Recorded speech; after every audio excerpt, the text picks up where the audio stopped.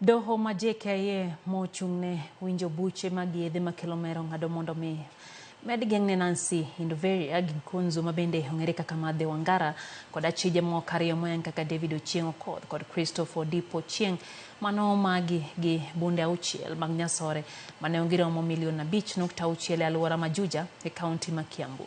Kalore kod jayal buche Reni Gitangwa, burano ibiro tal tarik 19 dweni e kinde ma koro ibiro yangi ka inyalo we girambun kata oyo. Obila nomako Mathe Wa Ngara kod achije go e kinde mane gitimo pedha ne utene mayudre Juja e kaunti ma Kiambu juma mokalo.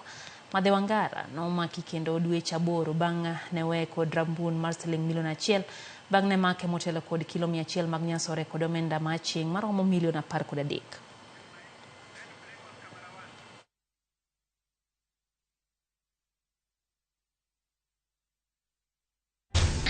They have taken plea. They should go to the respective remand areas. There was no specific application for them to be held elsewhere. So we will follow the normal routine. The court admin will bring the file to the attention of the probation officers so that they can act and provide reports within the days that are given.